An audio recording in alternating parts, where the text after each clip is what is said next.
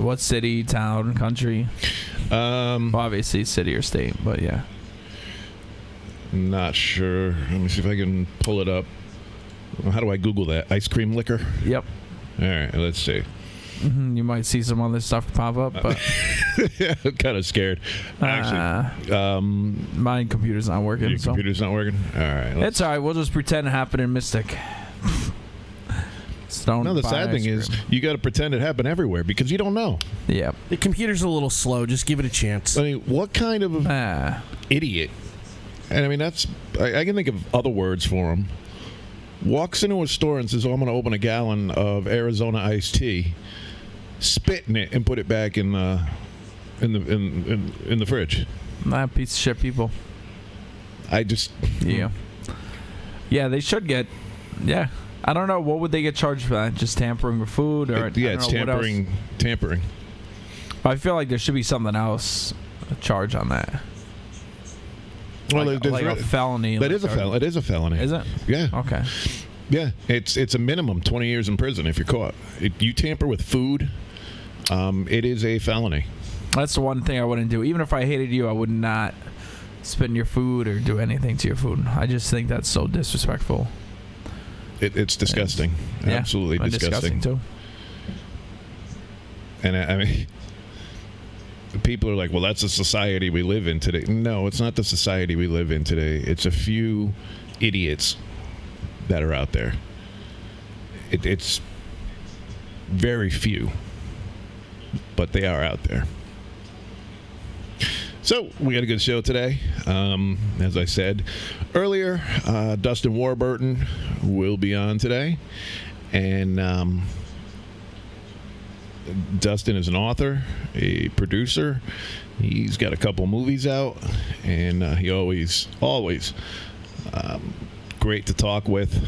I got to hang out with him last October. And not only was it Dustin, but it was also former boxing heavyweight champion Ray Mercer. And we had a good time. Ray Mercer, let me tell you, he was a badass. He's such a nice guy. I got to meet him and his wife, and we had a good time just sitting and talking. And I'll let Dustin go a little bit more in depth about himself and his books. And his books all have a message, and they're good. They're outstanding. And we'll let you know where you can find his books or where you can find Dustin, and we'll go from there. All right, Jocelyn, who's Tyler Durden?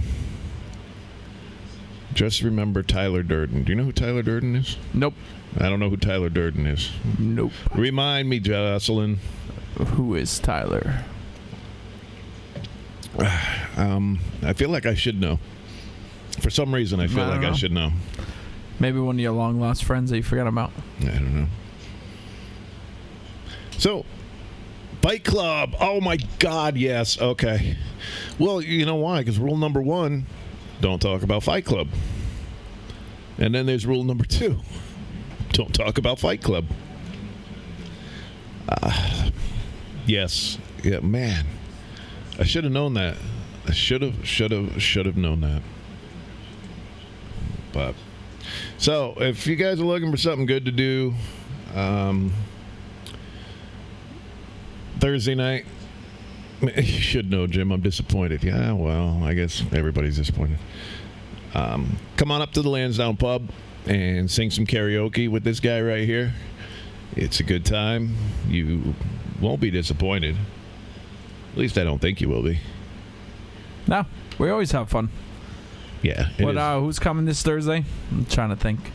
I mean, there's some interesting people that I wish we could just kick out and just... I don't think we have anybody coming this Tuesday. Wednesday? Thursday. Friday? I know tonight, Saturday, Sunday, Monday, Tuesday. And tomorrow night is Fish. Maybe I'll be there tomorrow. 2 sold-out shows. Maybe. So if you're coming down to the casino to check out Fish, you should be at the aquarium. Look at you trying to make jokes over there. I'm sad and you're making jokes. That's awesome. Yeah, if you're coming down to the casino, it's like the opposite. Normally you're the sad one and I'm the happy one. I'm not the sad one. Making jokes and no, I know. Normally you are the sad one though. You talk about sad stuff. And you talk like this. You're talking like this, like I talk. I talk a little bit about. I talk a little bit about everything. It's cool. The roles have reversed. Hey, and don't forget this weekend. Party. James O'Grady is hosting a party in Groton in the Thames Street Fireworks Spectacular. Yep. It is insane. And that's part of the reason why I'm so stressed out right now. We're doing an event. It's called Thames Street Family Fun Festival. It's taking place on Thames Street, 355 Thames Street in the city of Groton. It's going to be pretty intense. I've been preparing for this whole year. This is our second year. Got a lot of sponsors, got a lot of vendors lined up for this awesome day. It's a great experience for kids. It's free, family fun, entertainment. You can bring your kids down there and just hang out until the fireworks extravaganza, which is going to usually take place around like 9 o'clock once it starts getting dark. We're going to be opening up in 4. We're going to have a bounce house. We're going to have a photo booth, face painting, temporary tattoos, arts and crafts. We have a martial arts studio coming down from Groton that's going to do a live demo.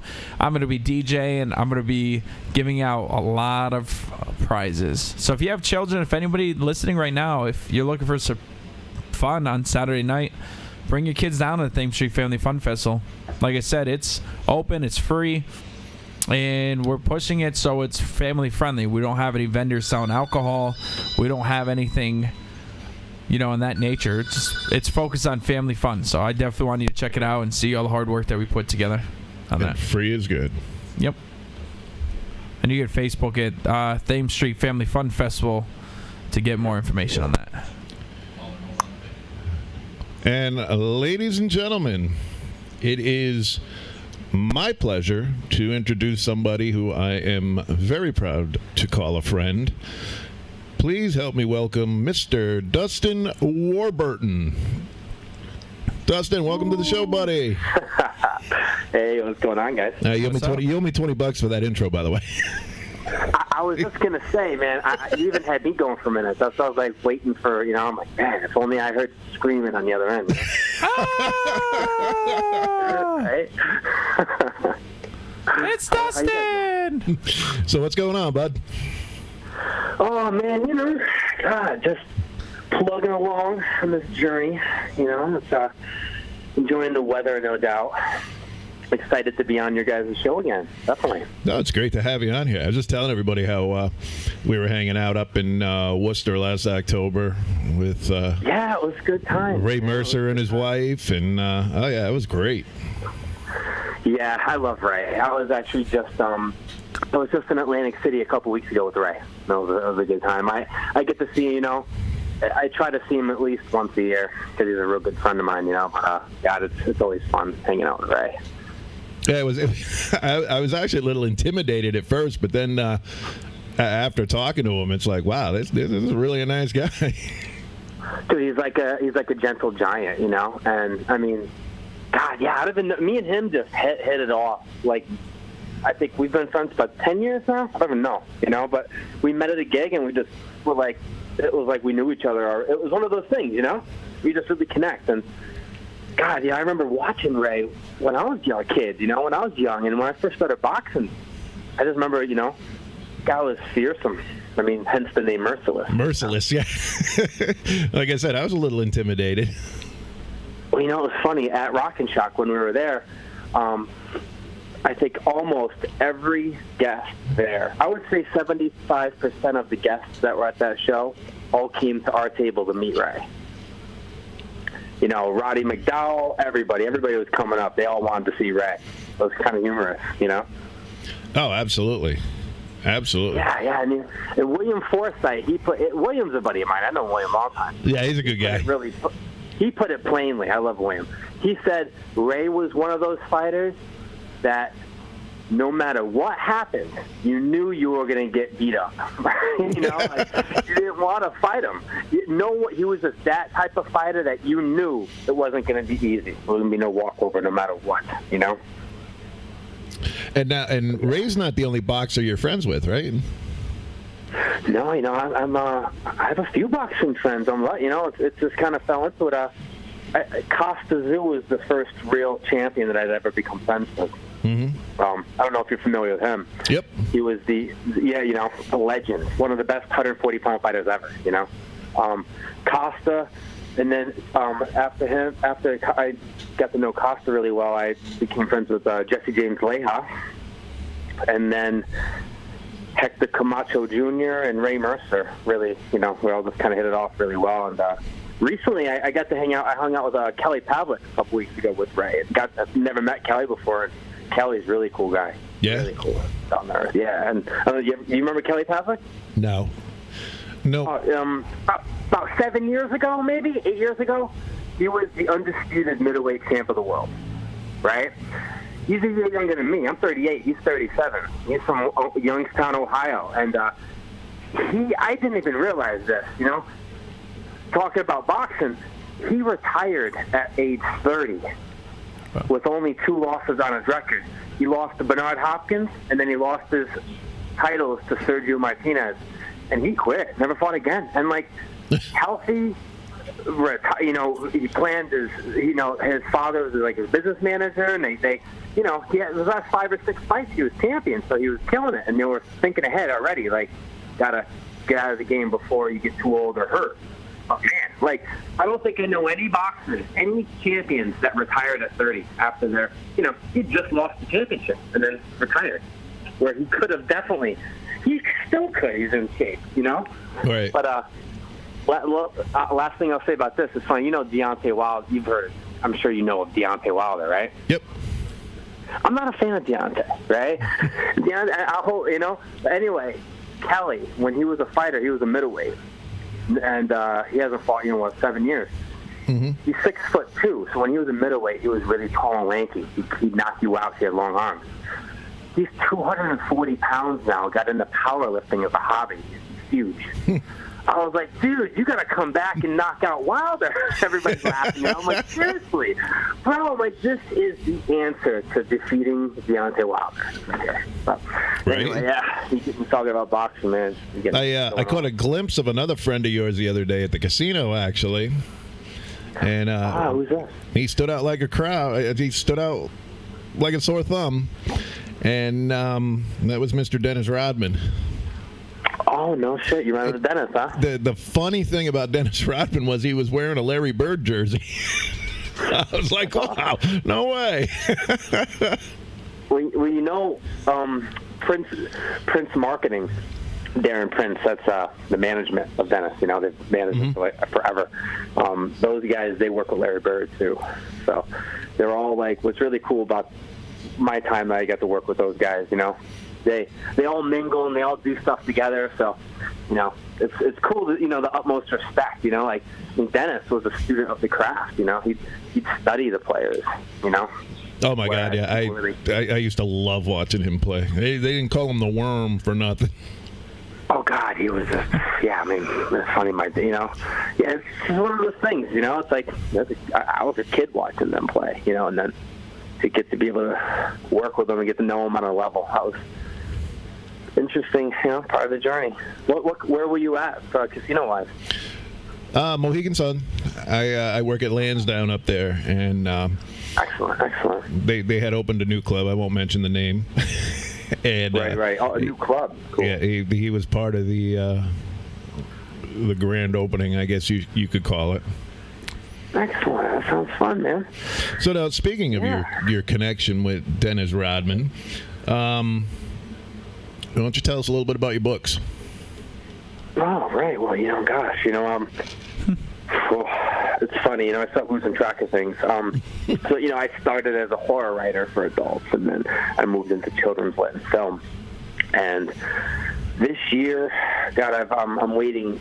It's been an interesting ride, I wrote books with Costa, Leha, Camacho Jr., Marvin Hagler, tons of people.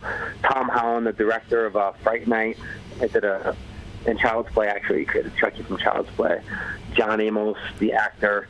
I've done ranging from topics to being different and feeling comfortable in your own skin to how to deal with a bully. We did a kid's book about death when my friend Camacho, his father was murdered. So So over the years, I never intended to do what I'm doing in terms of writing children's books and stuff. It shifted. It was interesting how I look back. And as a kid, I knew I wanted to make movies. I knew I wanted to write horror. Mm-hmm. And my third book was a kid's book. It's when it shifted, because my first two books out the gate, were young adult horror. And my third book was called My Brother Eats Spiders, and that's what shifted in my career. That's what just changed my whole path. And I wrote it about my boys, making sense of their relationship together. Mm-hmm. And looking back now, it's actually been interesting, because my really big book was in 2013. That was the year that I had. That was huge in terms of I had sold my first film, my first and only real feature film. Still is Spiders 3D. We wrote it after Avatar because we knew 3D was hot in the moment. Mm-hmm. Yep. And that film came out in February 2013, and that same month, 2 weeks before the film came out, my book with Dennis Rodman came out. And it was huge. It was on Oprah and the Tonight Show with Jay Leno before he retired. He featured it. We had Fallon feature on his show. Every network in the world covered it. It was the experience to have that was like, wow. We didn't expect that. And the damn book got more press than the movie. And the movie had a $10 million budget. And you know what budget that book had?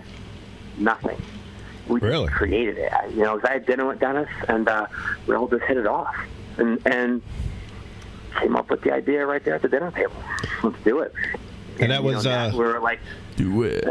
Dennis the Bull, right? Dennis the Wild Bull. Dennis the Wild Bull.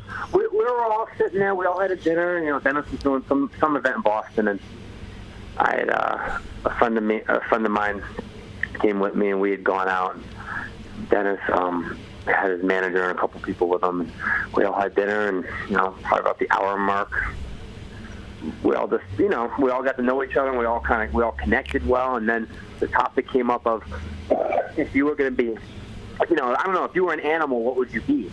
Naturally, the first thing that came right out of Dennis's mouth was he'd be a wild bull, and right there is where it happens. It's interesting looking back, and it was a journey. It was a lot of fun, I've never actually done an interview really on that book, not to this day. Really? I led,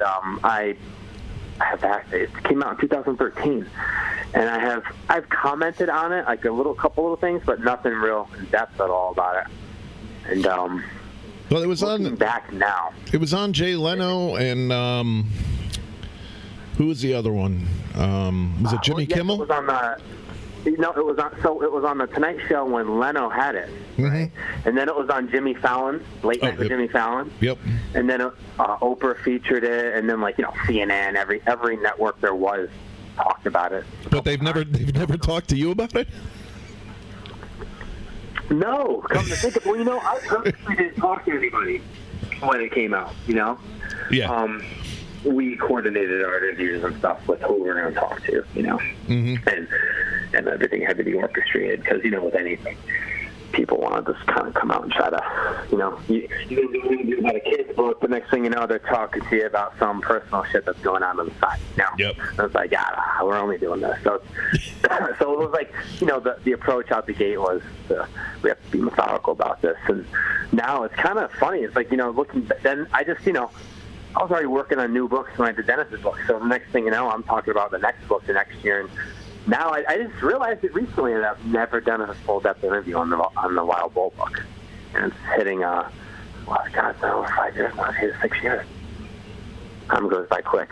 It really does, yeah. So, but, it's, since then, done a lot. I mean, I was able to work with Tom Holland. I would say, I've worked on a ton of different things since then. Mm-hmm. But nothing we've done hit the height that book did. You know what I mean? It's interesting how Dennis the Wild Bull was my 7th book. No, wait. I'm trying to think of that. So, He's Strengthening, Spiders, Foods. No, I'm corrected. It was my 8th book. And that book received more press in the first 24 hours than all 7 of my prior books had done in 7 years combined total. Wow. And that right there, it just, was different. And it was interesting, so coming out, the next book I did right after Dennis was Macho Dad, which I wrote with Hector Camacho Jr. about his father, who died, Hector Macho Camacho. Yep.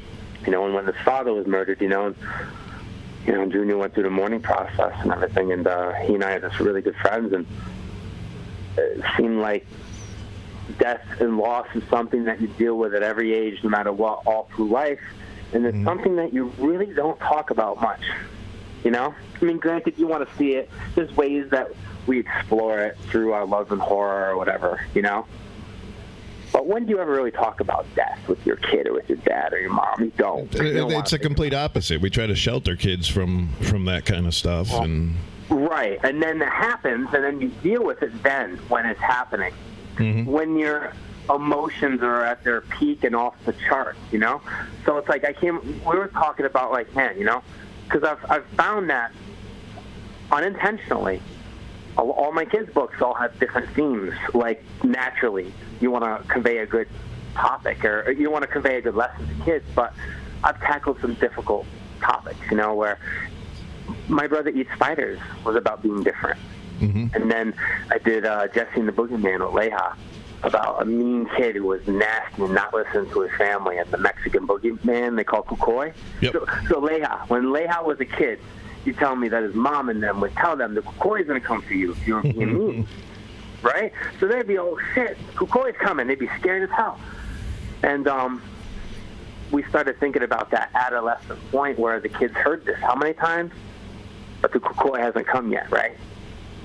So it must be bullshit. so it's Jesse James Leja as a kid being nasty, not listening, not, and he starts laughing about the Kukoy when his dad's like, the Kukoy's gonna come, and the kid mocks it. And what happens is the Kukoy comes and sucks the kid through the closet. It's like we took the American Boogeyman version and kind of combined it with this, Nice. And it was this kid is stuck in his limbo state where he has to get out. But on the journey out, he's realizing, damn, like, my dad was right. And the crazy thing is he's running through the streets of this. He gets mariachi players, all this dead skeletons, all the Mexican Day of the Dead stuff going on.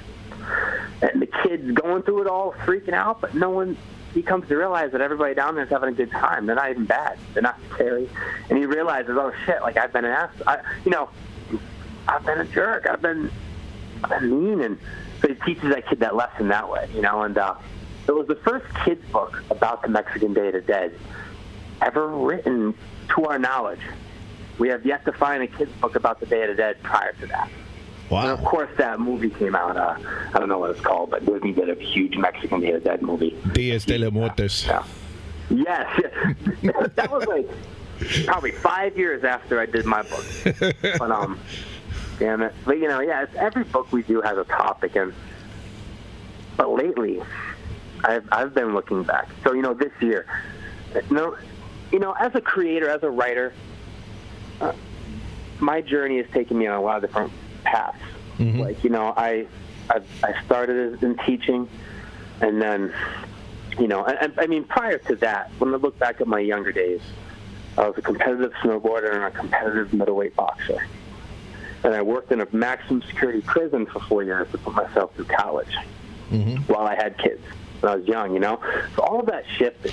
So when I went from horror to children's books, it was a combination of being a father, and after spending a couple years working in that prison, I started seeing horror in a different way, I started seeing it as the reality of it, the aftermath of senseless crimes that hurt people, And I started, like, my shift. That's why I shifted as a creator. I'm like, horror is really not like, I was going to the shows and loving it. I love the genre still. I love it so much. But my view of it's different. It's like, right. It's an escape for all of us in one form or another, But lately, though, in the last, couple years, our lives, as a creator, our work evolves. So, like, if you look at any artist, in their whole career and their path of what they've done in their work. You can see like certain years were their best years and certain years weren't, and whatever, you know. Mm-hmm. So it's like, look, I've been in the last year or so, just because I've been doing a lot of soul searching myself. You know, just because of my own personal life, I'm a very private person, but I went through a divorce and I, you know, acquired a new home and everything with my kids, and like life is going really good, but as a human being, it's hard. Emotions affect what you're creating, you know? Absolutely. And I found myself in the last year or so really looking back at my body of work as a whole and looking and going, okay, like what's next? Like where am I going? Like what do I see? And I've never done that before. Mm-hmm. I'm always just kind of not winging it, but I'm just creating as I go. Like I'm not thinking about it, it's just happening, you know? Yeah. And I can see that we've been chasing that fame that we received with Dennis. Not Dennis, but that book, the attention that book got. We've kind of been chasing that sense, and we have yet to hit it, even though, you know, the book I did with John Amos, that was on the Wendy Williams show, and that was all over. It's doing great. It was a great book. But nothing like the press of that Robin Kids book, you know? And we've come to realize that when that book hit it like that, mm-hmm. it just hit it. It was like we were creating, we were doing stuff, and it just happened. So I've gone back to the basics. I'm teaching again out in New Hampshire. I'm doing education work in schools, prevention work for kids all over the state. And I'm doing work. I'm like not, it's interesting, you know? It's like when I first started off, when my first book had come out, I remember being so hungry in the sense of wanting to, you know, you want that press, you want that interview, you want to get out there and do as many signings as you can, you know? And as the years have gone by and I look back now, my first book came out in 2006. This year, my 14th and 15th books will come out. Oh, no kidding. So it's a journey, yeah, and you know, so it's, when I look at the, you know, what we've done, it's like, all right, I'm happy. You know, I'm humbled in the aspect of that. Hey, we did a feature film, did some other things, you know, a couple of the movie type stuff, but done a bunch of books. We hit it big, really big with one, and but looking at the body of work and looking at how things have gone in this last year and a half or so, I've been doing a lot of reflecting on it, and I've changed things where it's like, I found myself doing just a lot of co-writing celebrity books in the last few years, you know? Mm-hmm. And I love doing it, and I love creating with other people. But I realized that we can't, you know, our view after the Wild Bull book yep. kind of tainted it in a bit to where it kind of spoiled us. Like, so right after the Wild Bull book, my next book was Hector Camacho. And we went through, and let me tell you, we got a lot of good press for that book, but it took a lot of work. And it was such a world of difference versus, like, you could see how writers who are amazing, you got Pulitzer Prize winning guys and girls, you know, doing incredible work, and they can't get no attention, yet somebody can just do something stupid, you know, and it goes all over the world, you know? Mm-hmm. So it's interesting. It's an interesting game, you know, and I guess in short, you know, now that I've been doing this as long as I have, like, which isn't that long, so to speak, you know, it's like I look at it like I'm a student of the craft. Like I'm still learning. I have so much to learn, and that's why I love working with those who I work with who are just so talented. So I want to learn from them. And I guess with that, in the last couple of years since I've worked with Dennis, I've worked with a lot of talented people, but I'd say the one person that really, like, the experience that I'll take to my grave that one of the best ever was the book with Tom Holland. We did he did Child's Play and Fright Night. He's the writer-director of all those. You know, Tom's in his 70s, and let me tell you, that freaking made that. I feel like I had to step it up with him. You know, I was nervous, to be honest, even though that was Jesus. That was like my 13th book that came out or something. But he had read some of my older books, and I'll never forget when he called me up and, Dustin, I am a fan of your work. I was like humbled. Let me tell you, I'm just from the woods of New York. I'm a straight up normal guy. Like, I box, a snowboarder. I'm just a dad. I just love to create, and I want to contribute to the genres. But, there's been some really, really cool things over the last few years. But I guess, like, where we're at right now, I'm not focused on the fame aspect. Not that that's what I was focused on, but after that Dennis book, of course you want every book to get that treatment and attention, And it's like you kind of came to realize that it's not going to happen. It's how it is. It is what it is. Let's just create and go our own way and go back to the basics, so to speak. So this year, the books that I have coming out this year. This book is kind of actually humorous because it's been finished for completely. I'm talking illustrated, done, ready to go, can be printed right now. It's been finished for 2.5 years. Oh, that's the one that you and I had talked about back in October. Yeah, this is my Barbara Eden book. Yep. So my update on that one is that book's called Barbara and the Gin. Or Barbara and the Adventures of the Gin or something. I don't know what they decided, but it's about her as a kid, and like I got to know Barbara in Australia when I was with Costa Zoo over there for a month-long book tour. Mm-hmm. And I brought my dad with me. It was like a bucket list. It was such a cool thing. But Barbara and I had connected, and we all went on a safari together, and like it was just fun. And she loved my book with Dennis Rodman. She absolutely adored it. You know what the sad thing is, though? What? Most people won't know who Barbara Eden is anymore, and that's just an absolute shame. You know what? You're right.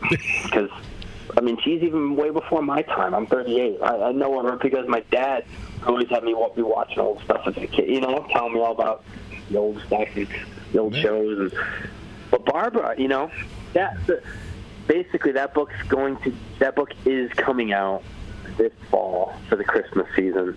Nice. Her team and my team are just finalizing some details of that now, but it's actually at the point where now it's like, all right, it's going to come out, which is nice. The book I've been working on right now that's going to be coming out this fall, I think end of September, October is right around there. It's you know the UFC. You follow the UFC at all? A little bit, yeah. Well, Ben Askren. Have you heard of Ben Askren? Yep. He had the fight this weekend with George Masvidal. It was Ben's first loss ever. He was college wrestling champion, 10-year undefeated Bellator champion. Yep. Retired, and then UFC kind of brought him back out a year and a half after retirement. And he fought a few months ago and won. And anyway, it's one of the hottest names in UFC. And Ben's a really, really cool guy. And Ben made his UFC debut in March and had a crazy fight against Robbie Lawler and won with a chokehold. And just has a huge following and does a lot of really good stuff for kids and does a lot of wrestling camps. He's just a very interesting guy, very intelligent guy. And after I saw the fight that he had with Lawler back in March, I actually watched it with Ray Mercer, right? Mm-hmm. So Ray and I watched it, and we're like, holy shit, this guy has got a really cool personality, and got smashed on his head in the first 20 seconds of the fight, and just hit 20 times, and came back and choked the guy out. And his build is just like a regular dude. He's not all jacked and steroided out looking. Yep. You know what I mean? He's got really curly hair. He's just like regular dude, like one of us, Is that a shot at Brock Lesnar?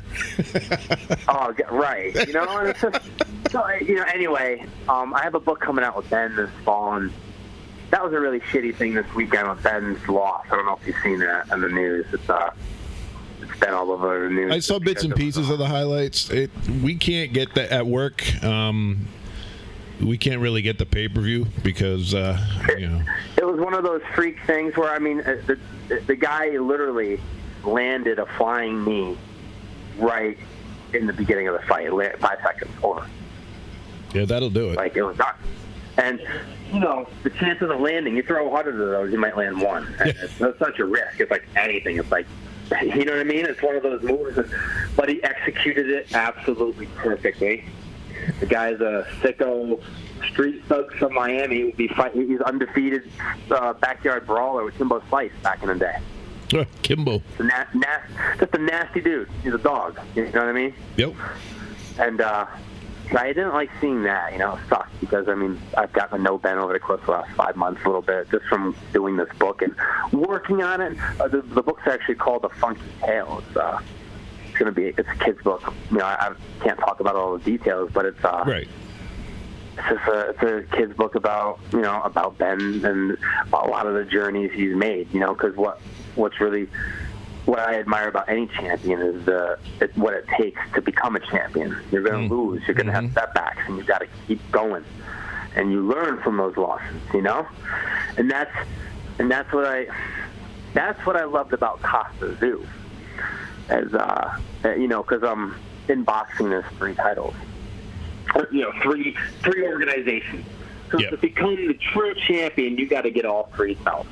I don't count the other new ones that have come in, like the a lot of the new ones. I think there's a 4th one. I can't even think of what it is.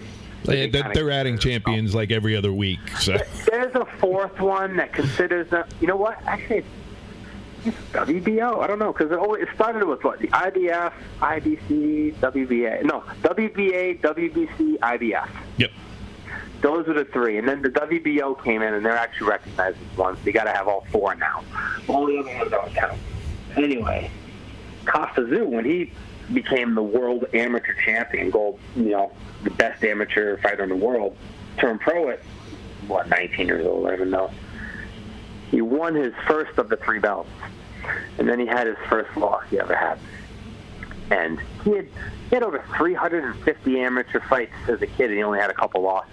And those were in the beginning of his career, And that loss, when he had that loss, he went back to the drawing board, regained himself, came back even stronger, and then went and got that belt back, got the 2nd belt, got the 3rd belt, kept them for years.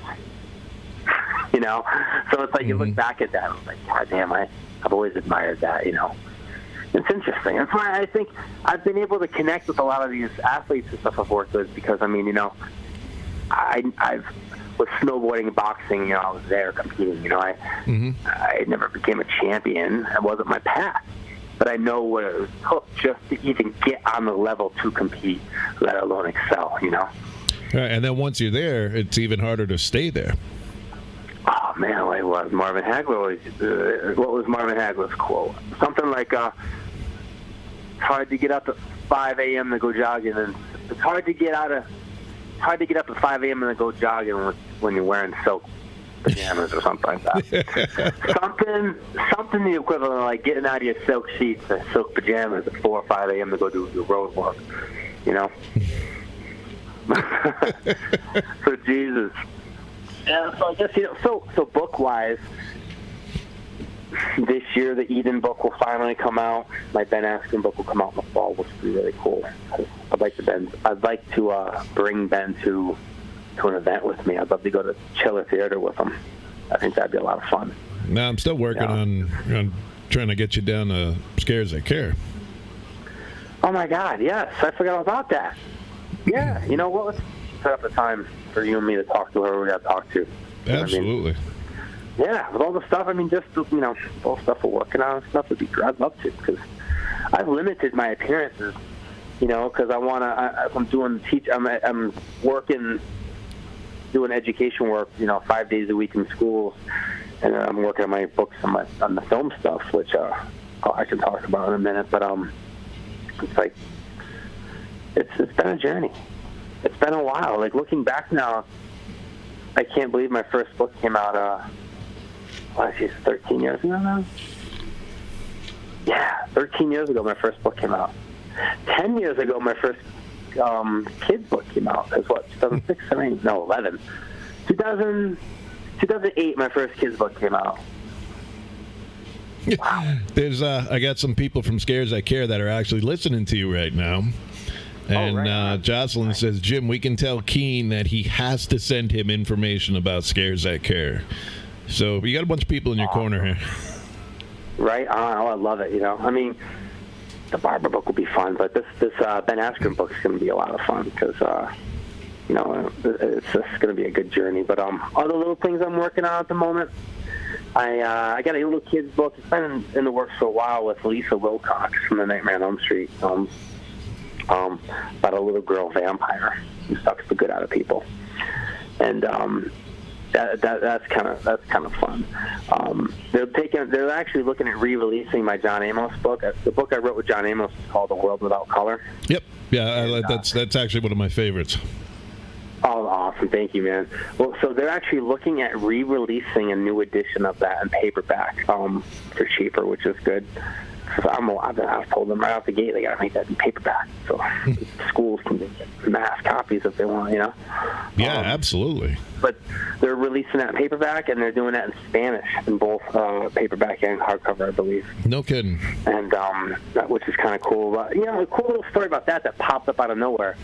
John Amos has done a bunch of visits with that book. Mm-hmm. Done a bunch of schools in New Jersey and New York and all over. And he went, I can't think of the name right offhand, but he went to a school in New Jersey for the blind.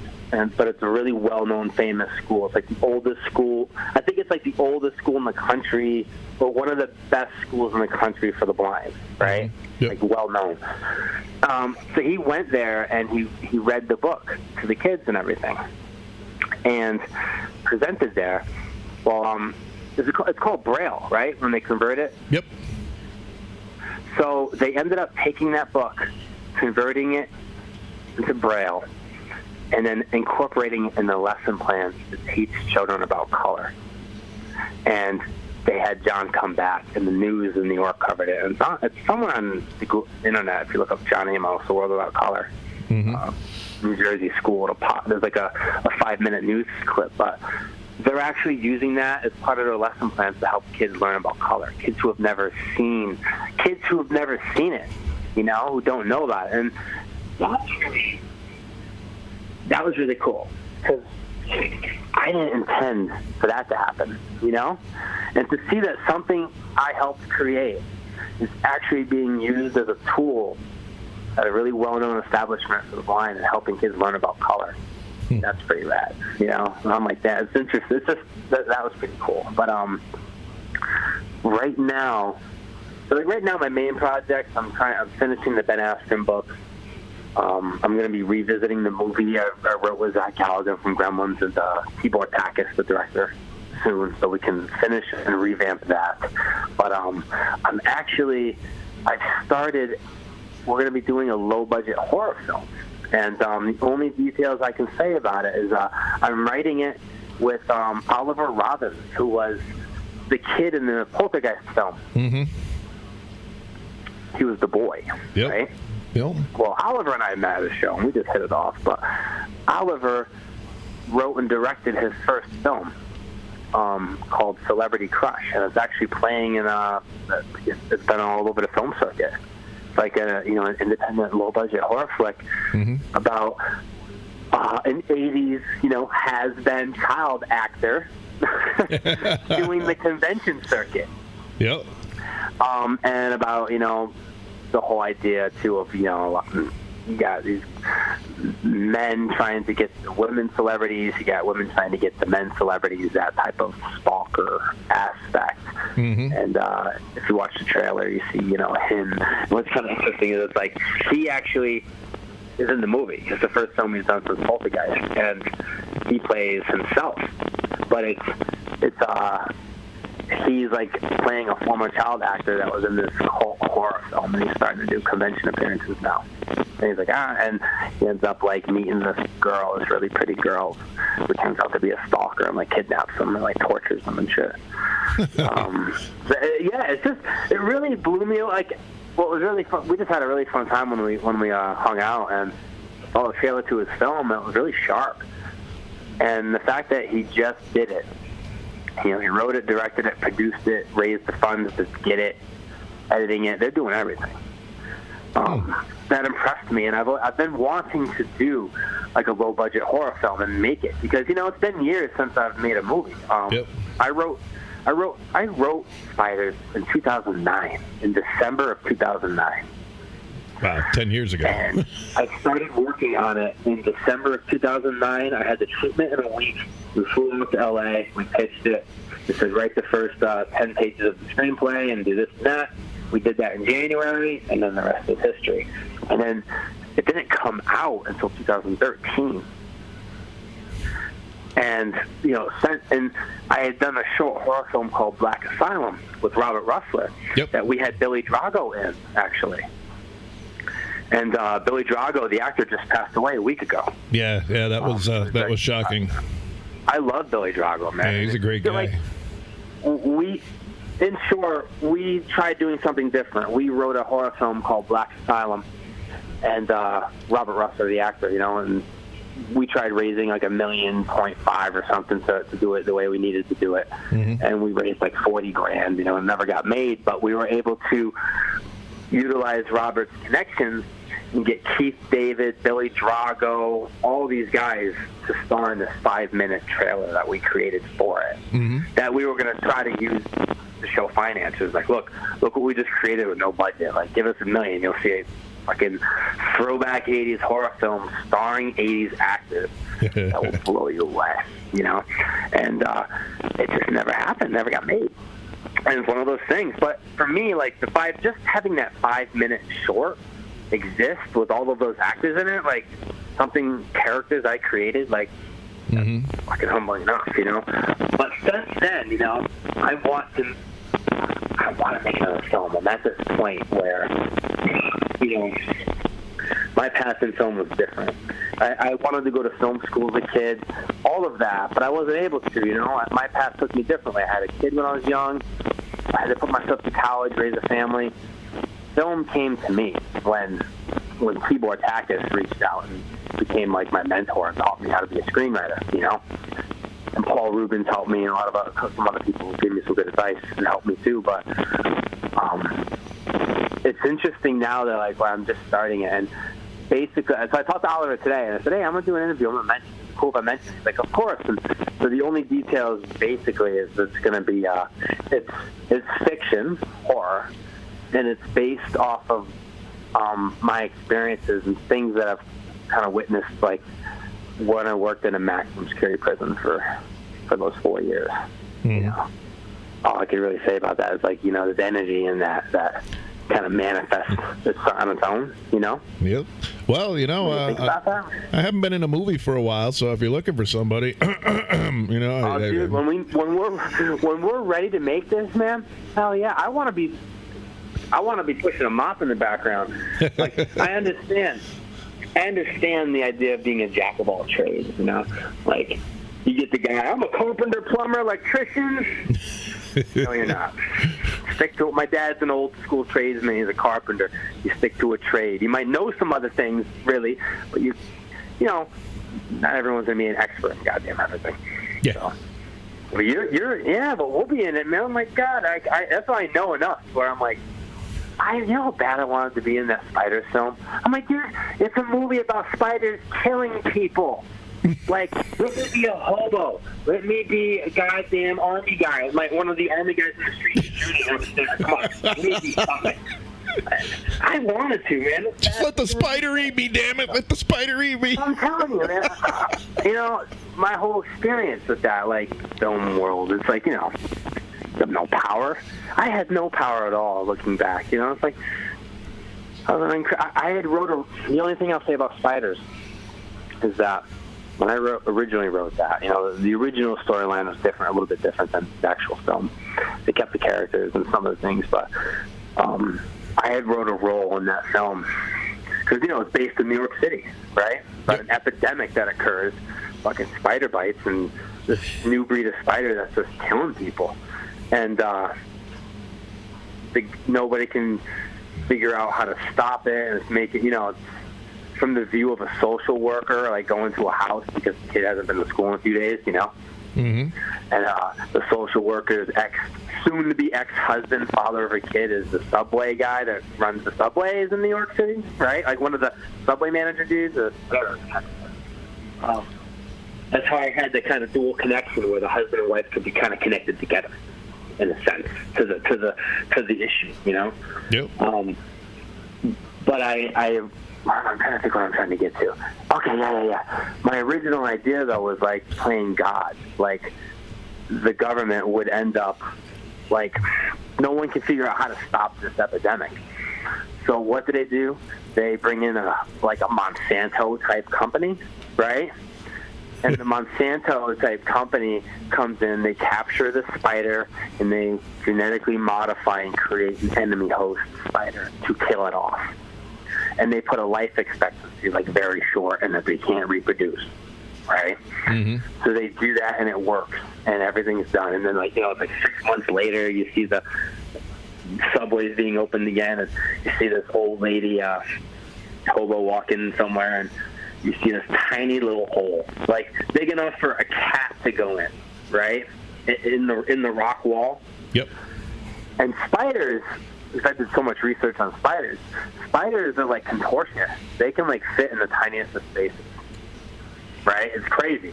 A big ass spider can fit into a tiny little like a hole, right? Like so the way they can do it. Yep. So in that film, I had this gigantic, like a 5-foot spider, just pop out of this small ass hole and grab this woman and bring her and jump right back in the hole with her and like literally cram and ram. It's so strong that it could just literally like completely rip the body right through that tiny hole.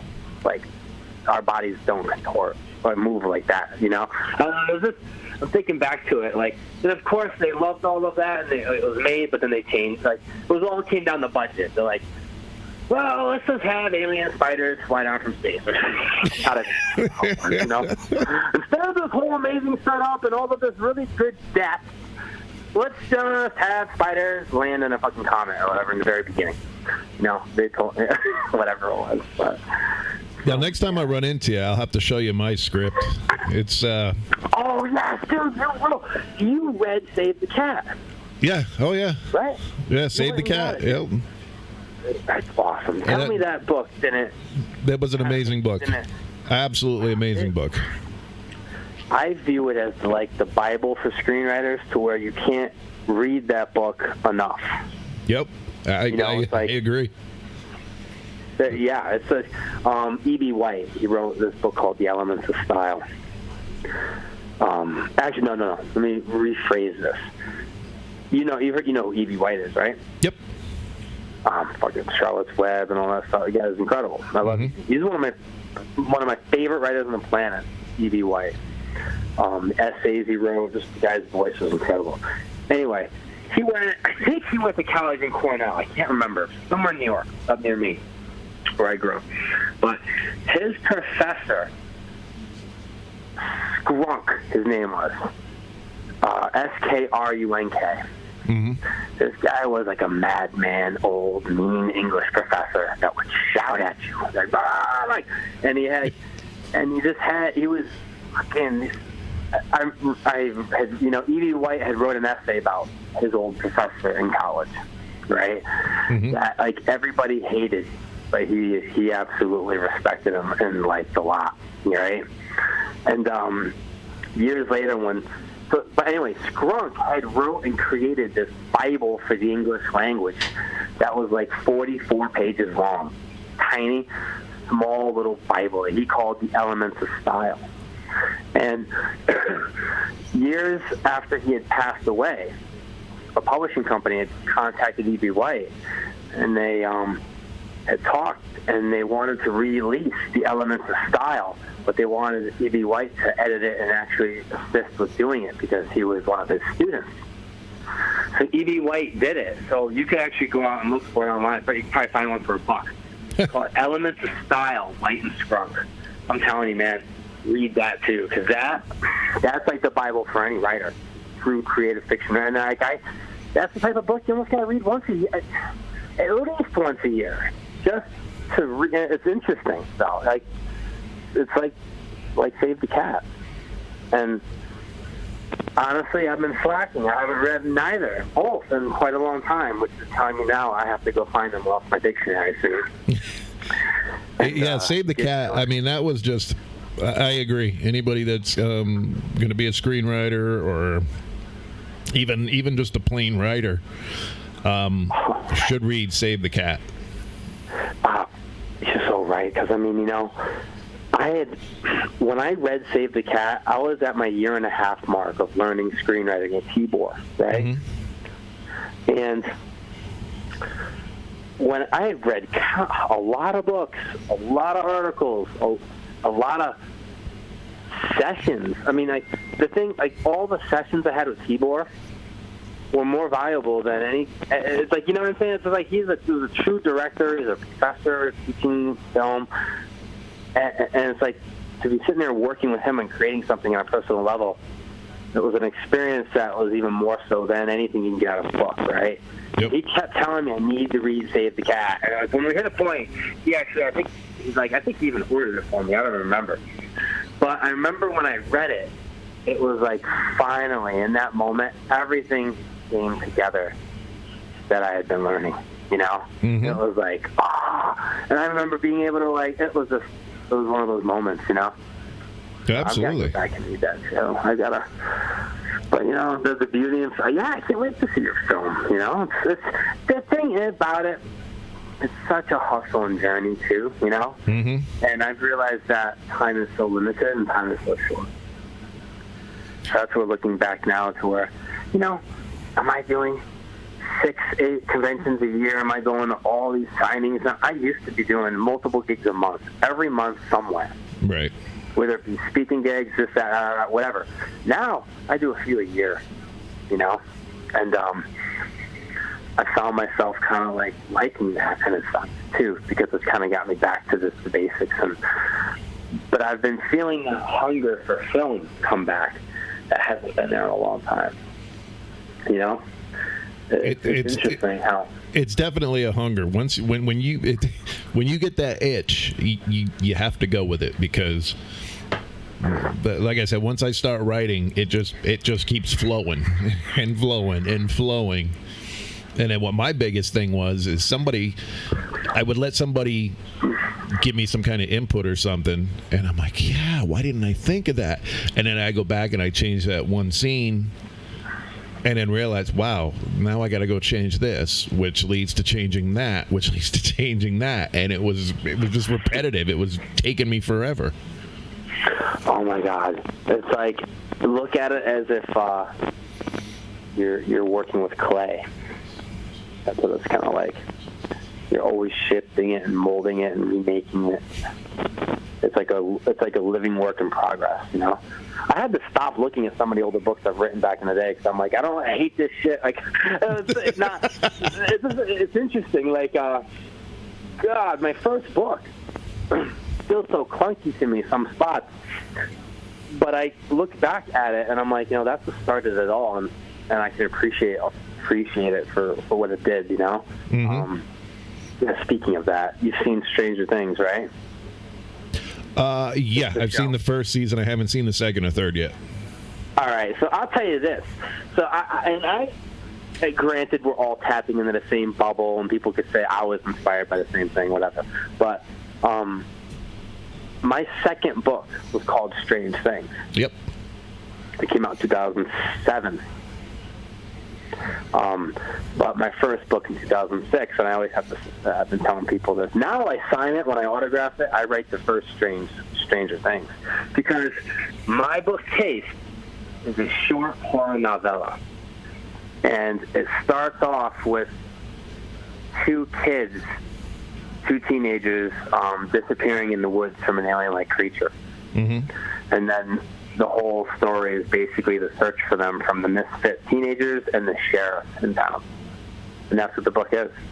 Huh. And that is exactly my first book. Hey, 2006. Nice. Synopsis, straight up. There's my sheriff. This is in a small town in upstate New York. Mm-hmm. Sheriff. There's a chapter. The last chapter of the book was called Sheriff Brady. And he was a Vietnam vet sheriff in the woods, a badass, awesome sheriff with a truck. I mean, you know, it's like I can't help Zach from Gremlins. Zach, we've discussed this a couple times. When I first saw Stranger Things, and I had to tell Zach about this, he's like, "What the fuck?" Like, seriously, like, that is whacked. Like, it is. You can't. And granted, I've had a lot of people tell me, "Wow, that is coincidental."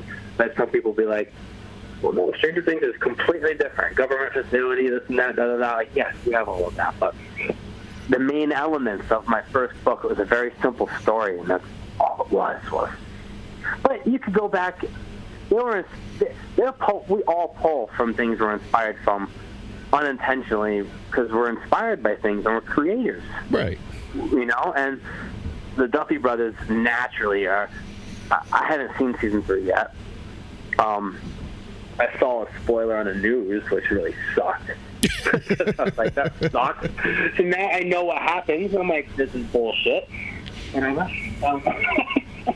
You know? I'm waiting a goddamn year to see this. And there's a spoiler on, like, NBC News. Their main tagged headline says it all. I'm like, are you kidding me? Whatever. But, yeah, you know what I'd love to do?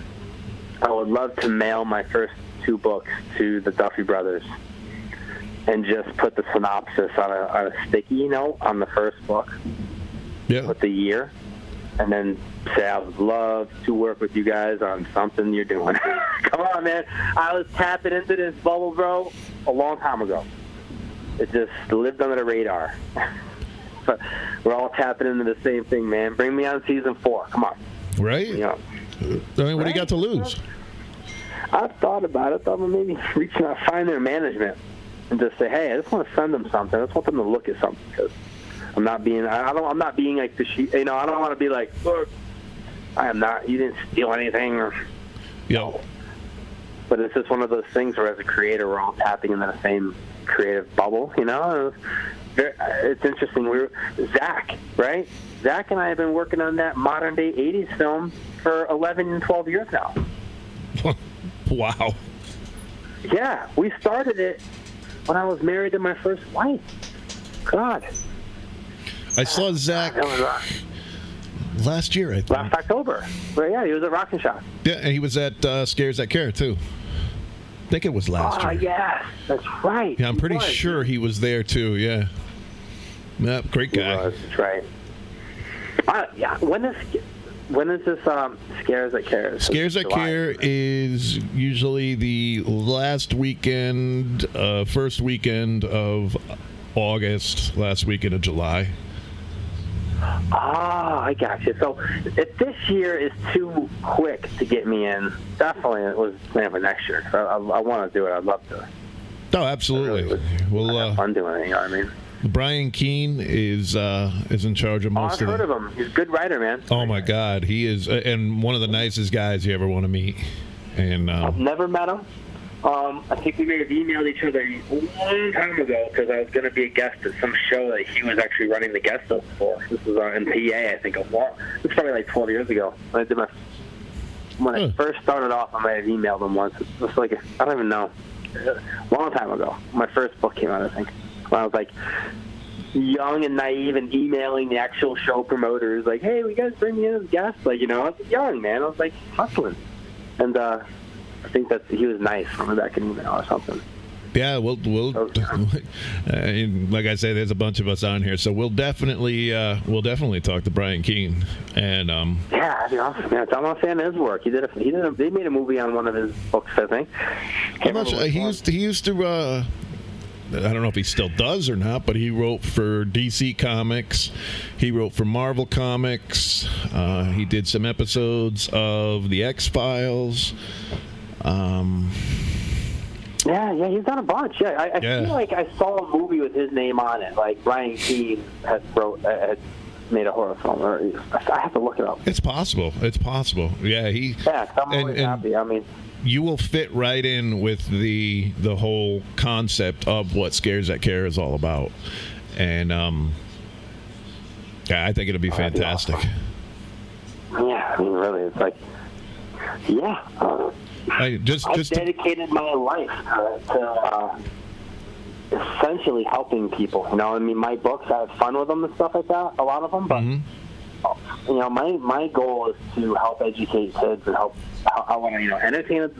I love the entertainment portion. I want to contribute to the genre of horror because I love it, but I want to help kids. I want to help kids be able to grow up to be good people and to be able to enjoy literature and to be creative, and don't let everyday life just kill that creative buzz that we all have. That kids are just losing it, and it's sad. And, you know, I could go into a whole rant about technology altering shit, because, I mean, I see it in the schools now, you know, because I'm ground level and I visit a lot of different schools. Yep. You know, kids have phones. Kids have earbuds on in class. And I'll see classes that, you know, middle school, high school, mostly for this. But, you know, you get every class has the troubled kid, the kid who doesn't give a shit. And I was one of those kids. And I'm able to really kind of tap in, and I can relate to those kids. And I can immediately identify the kid in the class that's the kid that the teacher is angry, gets stressed out about him, blah, blah, blah. And I know right then and there when I do my bio and I talk about how I was a pro snowboarder and boxer, and I worked in a prison and da-da-da, I immediately can make that connection with those troubled kids, and I just talk about my own real-life experiences, you know? But when they got the earbuds on, they're not listening, they got the phones, kids are distracted, and half the time, the classes that I visit, that I see a lot of those kids are where there's more technology present, where there's more kids screwing off with that, I'll be looking in the back for, like, maybe the teacher to say something. So I'm certainly not going to say anything. So I'm there as a guest, you know. I'll see the teachers, like, on their phone, too. It's like an addiction, man.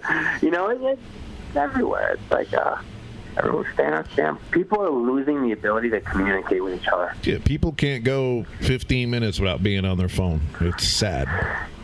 Yeah, and you know, it's just such it really is. And the whole discovery, the process of research and discovery is being lost. You know, granted it's more efficient. You know, Google and just type in, what does this word mean? You know, you just type in a word and your definition pops up. Yeah. It takes a second to get your definition for your word.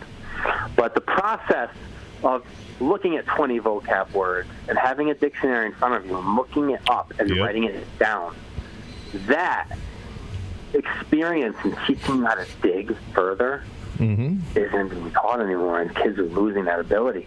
That combined with just all of it, like, you know, the way they just the texting, the way that we talk to each other, like, oh yeah, social skills are gone. I see it too. You know, we all see it with our home life. Like, you know, sometimes my son, you know, my oldest son, you know, I love my kids to death. They're great. I love them to death. I'm their father and I'm their friend. But I want, you know, and they're great kids, you know. Yep. But, you know, sometimes I'll get a message, you know, hey, Dad, you have like $10 for a game, you know, like a text message. It's easier to say it through the text than to come down face to face. Yeah. And that's where we're at right now. That's really why I have no interest in doing any ebooks of any kind, even though it's a selling point. Some people only read ebooks. You know? Yep. Realistically, when we read, you know, I'm looking at taking a lot of my older work that's out of print. I'm looking at taking some of my old stuff that's out of, I mean, you could buy like almost, you look at my old books, they're all on Amazon, eBay, and crazy. Some of my old stuff, you know, some books are selling for $25, $30 because they're out of print. The Rodman book is like a collector's edition because it's out of print. Those things go for like hundreds of dollars. Nuts. It's weird, you know? But when I revamp all my old books and make them available now through new platforms, eventually, I really don't want it, because you have the option. You can just hit the button and be like, make it an ebook too. Yeah. I'd rather hold the book, turn the page. Yes. I want to be able to hold, yeah. So I'm not, you know, we had a few ebooks years ago with the ebook company, and, you know, I kind of have to say, my experience, so to speak, you know, with all of that wouldn't make me want to do it again, you know. You know, it was just like, ebooks. You know, how much, gotta reel myself in here. I can vent on this stuff. It's like, come on. But yeah, it's like, you gotta help people. And I often question, too, the longevity of, like, where are we going? Where's the convention circuit going? Like, see, I only do my home show. I do one show every year consistently. That's Chiller Theater. Like, I love them. Kevin, the owner, I met Kevin before my first book came out, and I told him I was a writer, I was a young dad, da-da-da. Mm-hmm. You know how many people he probably meets that says the same type of shit? You know what I mean? Yep. And when I was a kid, young, something about me, he knew I was real. And he told me, when you come out with your first book, you come find me, and I want to see it. And now, what show is that? So, the Chiller Theater in New Jersey. Oh, okay, yeah. Great. So I wrote my first. So at the time, yeah, this is an interesting story. When I had my first book done, ready to go, it was coming out in 2006, May of 2006. At that time, Chiller Theater used to have an open call for. This is back in the day before all of the competing shows around. This is 13 years ago, Mm-hmm. So there was a list. Like, you couldn't just buy a vendor's table for $500. Like, it would be booked, right, way in advance. So they actually would have a day open in Jersey where all the vendors could drive in and get first come, first serve. You could pay and get your table, and then everything else would go mail based on seniority, right? Yep. So I was like, I had a book in my hand. It was like, a few months before April 2006. I drove down. I paid for a vendor's table, and I got to see Kevin, and I gave him that book and shook his hand. Said, "Remember me?" And yeah. And here's that book I told you. And I just bought a vendor's table. I'm gonna come down, and I came down that April. He absolutely loved the book. Me and him hit it off and made me a guest and took me out of the vendor's room, and I've been a guest ever since. He's become a really good friend of mine. So it's like, to this day, I look back and I tell Kevin, like, Chiller Theater helped me out a lot as a creator. When no one else would look at me, when no one else would talk to me, wow, Kevin did. And he brought me out as a guest, and he said he knew that he saw something, and he just saw it in me. And then years later now, when my movie came out, the book of Robin, like, they've been on this journey kind of too, the whole way. Mm-hmm. So it's really cool. Like, I love those guys, man. I got to shout the props to them, Like, I love all the shows that I've been to are fun. Yeah, absolutely. Austin Warburton's not a huge draw, Like, I'm eclipsed by my co-writers half the time, Yep. But I get my credit with my co-writers. I'm no ghostwriter in that sense, So, but I'm happy where we're at. We've done good, and it's like right now, I'm loving it. Every day, I'm focused on working with new kids, coming up with new lesson plans. It's helping me with my stories, because now I'm really thinking, like, all right, I've addressed some of these topics. What am I gonna keep doing? How am I gonna keep not doing the same topics, but I want to create new stuff. I want to create stuff that sticks, and kind of just see where I end up. Absolutely. Well, Dustin, before we let you go, where can everybody get your books? Everything's for sale on Amazon, like always. You can go on Amazon, just type in my name, and everything's there. The funny thing is I think there's the amazing thing about Amazon and all of this now, right, is that when you're an author and you come out with a book, all these other places will be selling your book for cheaper than you're selling it for. Somehow. Right. I don't even know. So, like, it's mind-blowing. I just tell people, go to Amazon, buy books, whatever. Like, I don't even care. You're probably going to buy it from somebody else who's already bought the book from me. I don't know. It doesn't even matter. It's amazing, man. It's a journey. That's where I need to. I actually was joking the other day, just saying this because some memory popped up online. I mean, I try to not be online much, on Facebook and shit. And something popped up from like 12 years ago, you know, a news article, you know, local writer goes to Hollywood or some shit. I don't even know. It's like I see my smile in the picture some newspaper took of me, and I look like, so I could just see like my younger, naive young self in a sense, you know, and not that I've become cold in my older years, but I've just become, you know, once you go through it all, you change, you know. Mm-hmm. And I was looking at that, and I was just thinking, man, like, I'm so opposite of that right now. Like, I can care less about Hollywood. I can care less about any of that. I just want to make awesome stuff and see where, and just keep doing it. And I think that's really exciting, because as a creator now, I feel like a different hunger. My hunger is to create something really, really awesome that's just going to make you go, holy shit. Like, I want to step back into horror. This horror film I'm going to do with Oliver, that's going to be really awesome. Mm-hmm. You know? But horror-wise, I'd like to do another book of short stories with a bunch of different artists. Just Nice. horror stuff. Something fun. Like, that's what my book Strange Things was. It was 6 short stories all done by different artists. Yep. You know? But so yeah, I'm all over the place with this stuff. So it's basically just kind of like navigating the project slate, you know, and trying to finish everything there in a timely manner, which is always the battle. But anyone that wants to get my books, man, go to Amazon. You can contact me. My web. Oh yeah. So what I was getting to before, I get off track sometimes. I'm all just crazy artist. But yeah. So that memory that popped up. It said so, it was like my website, this, that. It was so organized. I was blown away. I was like, wow. Like, that's when I was bringing pens to signings. I had business cards. Like, I was so set up. Now, like, I go and have half my books. But I mean, I do. But it depends on what the gig is. It's just interesting to see, like, my website's been out of commission for years, you know? So needless to say, my management and all that, they're helping me out.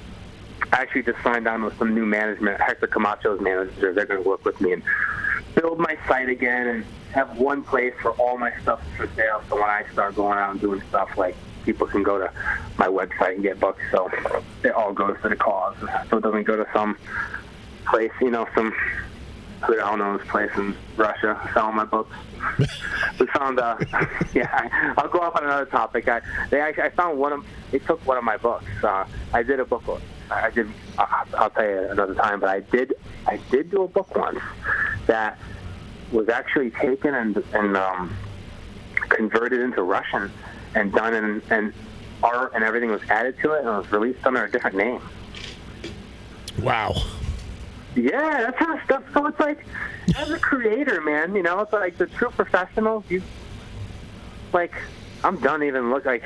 That's why I don't typically read anything that's been unpublished. If someone has to show, if I'm going to read something that's not published or not made, Mm-hmm.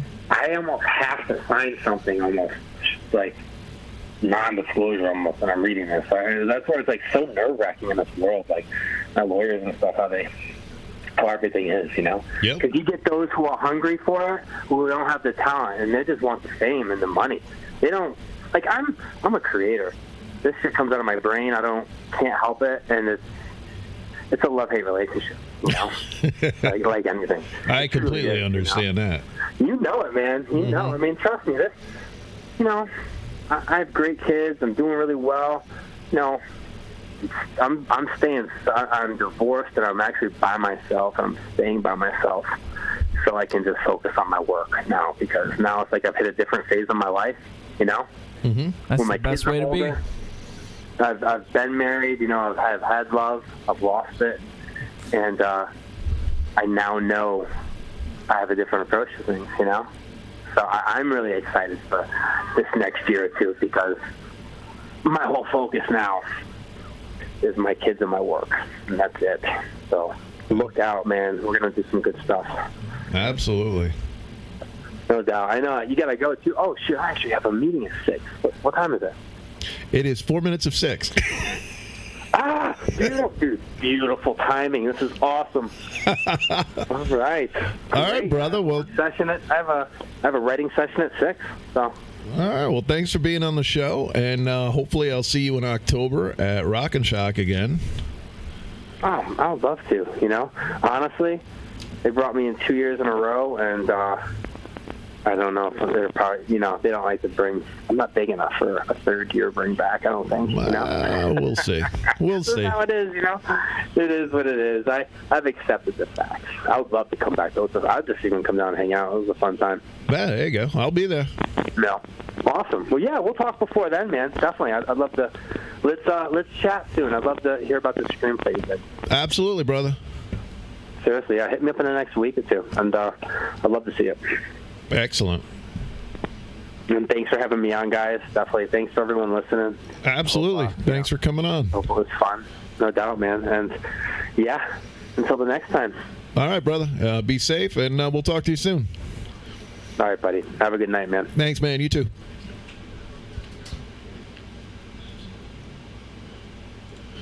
All right. Dustin Warburton. Always a great interview. His books are absolutely amazing, too, and hanging out with him, we just had such a good time. Did we lose Keith? No, he's talking over there. Talking? Who the hell is he talking to? I don't know. Talking to his imaginary friends. I figured you turned the cameras back on, so I told him to poke his head back up. Who cares? Everybody knows I'm bald, so doesn't matter. So fudge it. You should edit my head so it actually looks pretty good, Keith, but you're a Dirk. Your head. He's a Dirk, so it's all right. How can they edit your head? Make it fuller. I don't know. Fuller. I don't know about all that. Your head looks fine. Yeah. Well, that was fun. Absolutely. Well, I learned a lot about him, man. It was pretty cool stories that he had going on over there. He is a great guy. Great guy. Yeah. We've had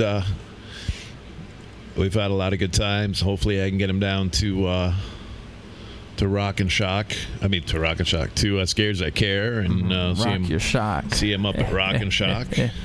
And yeah, absolutely great guy. Yeah. Now he sounds like he's got his head on his shoulders. He knows what he's talking about. So yeah, that's a good interview. Good learning. What are you doing over there, Jim? I'm absolutely looking at nothing. porno. I'm looking at porno. He's looking at porno. Yeah, no. Porno, a man's best friend. Really? Yeah. No. You don't have to feed him. You don't have to pet it. Well, actually, you are petting it.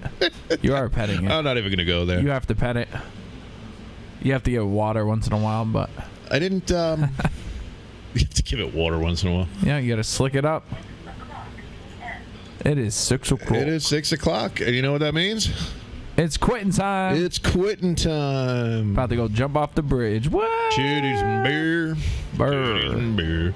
Titties and beer. Titties and beer. Oh, sorry. Are you saying titties and beer? Titties and beer. Yeah, you ever heard that song? No. Oh, yeah. No. Okay. No. Anyway, thank you guys for being with us. Hope you enjoy Dustin, and you can get his books on Amazon. And until next week, on behalf of myself and JPO Entertainment, we'll see you Thursday at the Lansdowne Pub, and he'll see you again Saturday at the Thames Street Family Fun Festival. Starts at 4 o'clock. Bring your kids. 355 Thames Street, Groton City. Peace. 4 o'clock. Enjoy, guys. Enjoy.